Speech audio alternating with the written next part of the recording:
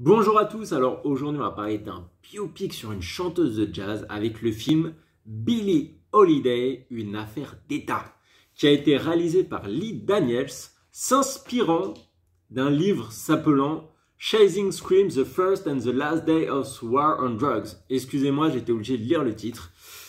Et ça a été écrit par l'écrivain britannique John Harry.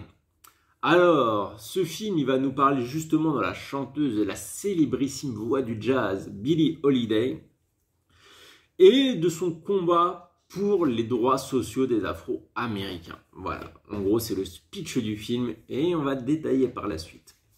Alors, bien entendu, vous connaissez, hein, si vous aimez la vidéo, mettez un pouce bleu, ça aide toujours, abonnez-vous, n'hésitez pas, il y a souvent de nouvelles critiques.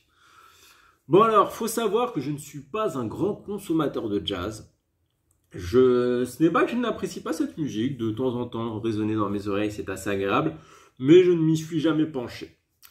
Alors, je ne connaissais pas cette Billie Holiday qui pourtant apparemment, voilà, comme je vous l'ai dit auparavant, était une légende de ce style musical.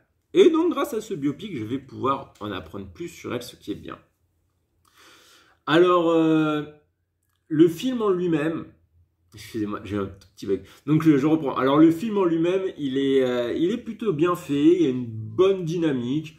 L'atmosphère agréable, l'atmosphère générale est assez agréable. Faut dire que je trouve qu'on joue bien avec les codes de l'époque. Il y a un style d'image il y a un grain un peu à l'ancienne dans les transitions, etc. Je trouvais ça vraiment bien. Ça permet de bien se plonger dans l'époque. Je trouve ça vraiment bien. Le jazz va nous chatouiller les oreilles, c'est vraiment agréable, voilà, parce que Billie Holiday est chanteuse de jazz, donc elle va jouer dans des clubs, et voilà, cette partie-là, voilà, l'atmosphère un peu feutrée, voilà, c'est vraiment sympathique, vraiment, c'était agréable de voir toute cette partie.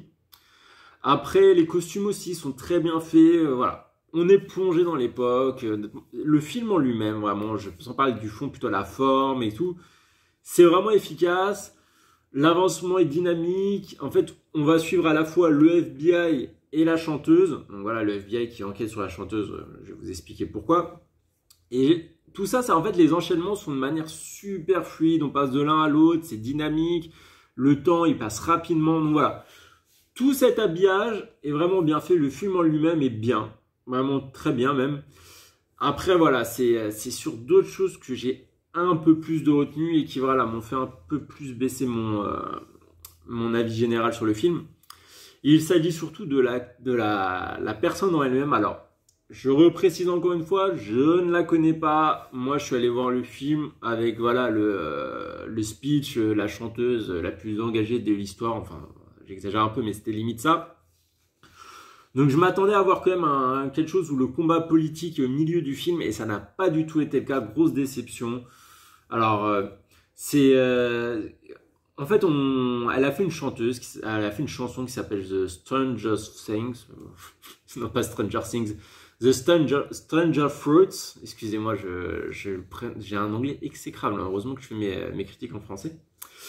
Et donc voilà, c'est une critique qui dénonce le lynchage des Noirs dans les États du Sud. Donc voilà, on est en 47. Donc voilà, c'est une époque où il y a voilà, les lynchages. Je ne sais pas si c'était quotidien, mais en tout cas, c'était une pratique qui se faisait malheureusement. Voilà, donc le Ku Klux Klan était encore très fort à l'époque.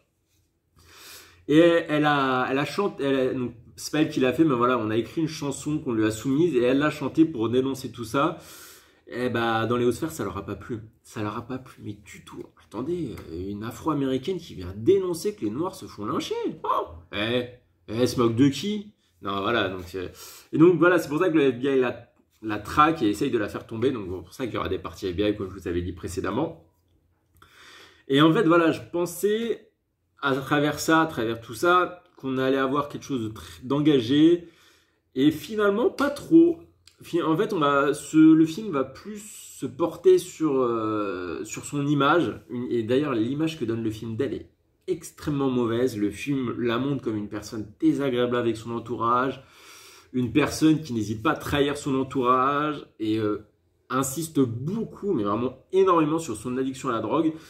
Et ça ressort beaucoup plus. Tous ces aspects négatifs de cette chanteuse ressortent beaucoup plus que justement le fait d'avoir chanté cette chanson et de s'être dressé. Et ça m'a déçu parce qu'en plus derrière j'ai été lire un peu et l'impact de cette chanson est beaucoup montré. Alors dans le film pas trop. Et c'est dommage parce que voilà, justement, on nous vend quelque chose qui finalement n'existe quasiment pas. Et c'est ça, voilà. En fait, le film se résume. En fait, voilà.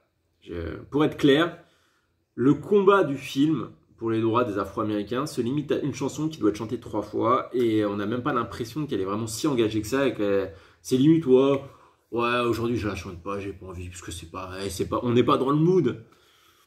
C'est dommage parce que je sais pas si vraiment la chanteuse était comme ça et de ce que j'ai lu, elle avait pas l'air.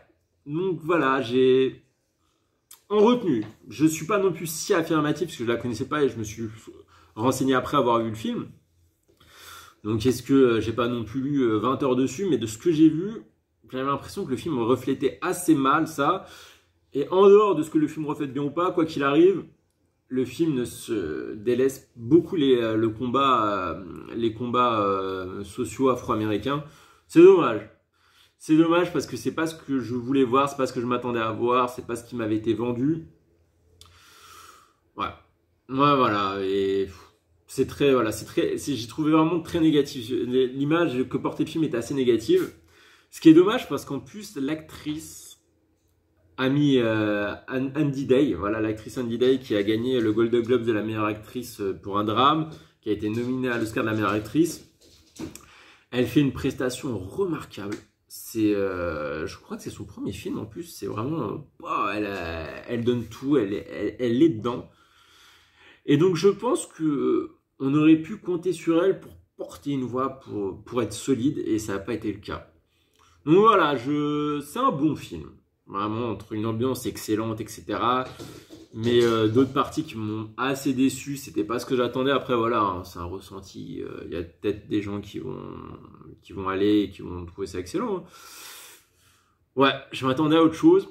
Si vous connaissez un peu plus la chanteuse Billie Holiday et que vous avez envie de donner votre avis, je vous en prie. Après, moi, voilà, je fais des publications sur Instagram, mais sur Instagram, il y a eu un ou deux commentaires qui montraient aussi que les personnes allaient un peu dans ce sens-là, du fait qu'ils ne s'attendaient pas à ce film et que justement, quand ils avaient vu la chanteuse en cours, ils avaient vu vraiment beaucoup l'aspect militant qui, dans le film, est totalement mis de côté. Enfin, presque totalement. Donc voilà. Petite déception à ce niveau-là, mais le film est quand même agréable à regarder. Sur ce soir, j'espère pas trop tard publier la critique de Villa Caprice. Soyez au rendez-vous. Allez, sur ce, ciao!